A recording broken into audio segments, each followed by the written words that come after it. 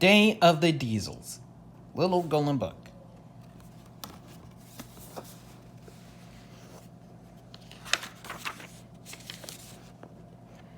One beautiful morning on the island of Sodor, Thomas and Percy were enjoying a ride in the countryside.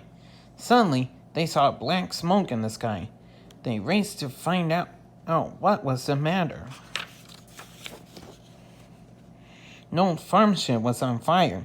Percy and Thomas let firefighters take buckets of water from their tanks to put the blaze out. But it was slow work. Luckily, a new engine named Belle arrived. She shot water from 2 spouts of her tanks. The flames fizzled out. Back at the steamworks, everyone cheered for Belle. "Thank you," she peeped. "But I'm not a real fire engine. You need Flynn the fire engine. He's fast and fearless. He's a real hero." The next day, Thomas took Belle on a tour of the island of Sodor. They forgot to invite Percy. He felt left out and very alone. Diesel oiled up next to Percy. He invited Percy to visit the Diesel Works. "You'll be our special guest," he hissed. Steam engines didn't usually go to the Diesel Works, but Percy wanted friends who had time for him. He wanted to be a special guest.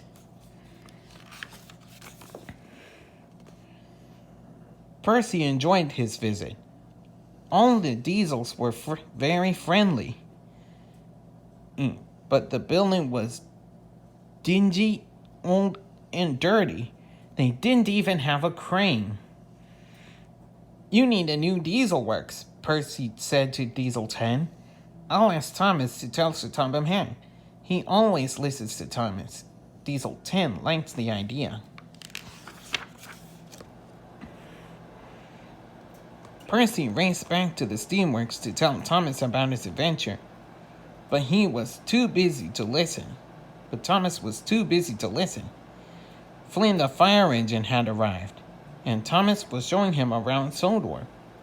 That night, Percy saw something that really troubled him. Flynn was in Percy's berth, and it didn't much sense. Percy decided not to stay where he wasn't wanted. Percy puffed to the Diesel Works. He brought Kevin, and because he knew the Diesels didn't have a crane. We'll both be needed at the Diesel Works," Percy peeped. The next morning, Percy told the steamies where he had been all night. Everyone was amazed. Percy asked Thomas if he could help the Diesels get a new Diesel Works. They chugged off together to talk to Diesel 10. But Diesel 10 no longer wanted Thomas's help. "We're going to take over the steamworks," said Diesel 10. "We want you to lead us, Percy." Percy felt grander than Gordon. He and the Diesels rolled away, leaving behind a very angry Thomas. But when they reached the steamworks, the Diesels wouldn't listen to Percy. "The steamworks is ours," Diesel 10 roared, "and we're not giving it back." To make matters worse, Percy discovered that Thomas was being held prisoner at the Diesel Works. Percy hurried to help Thomas. As he screeched to a stop, sparks flew from his wheels. Some oily rags caught fire and flames spread across the Diesel Works. Percy knew he needed Flynn's help. He found a bold red engine, and together they rushed back to the Diesel Works. Flynn put out the fire while Percy saved Thomas.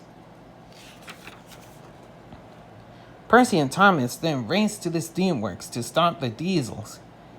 As they rolled along, they collected their friends: Belle, Edwin, Henry, Gordon, James, Toby, and Emily. They all knew that friends are strongest when they stick together. The Diesels were surprised to see in the Steamies, but they refused to leave the Steamworks until Sir Topham Hatt arrived. He was very cross. "Diesel 10," he said sternly, "you have caused confusion and delay on my railway." "It was always my plan to build a new diesel works," Sir Topham Hatt explained, "but everything takes time. Now the Diesels and the Steamies must work together to build a new diesel works." Soon the new diesel works was finished.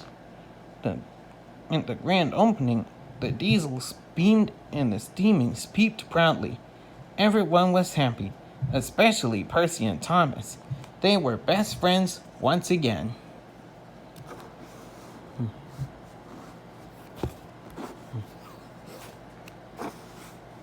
The end.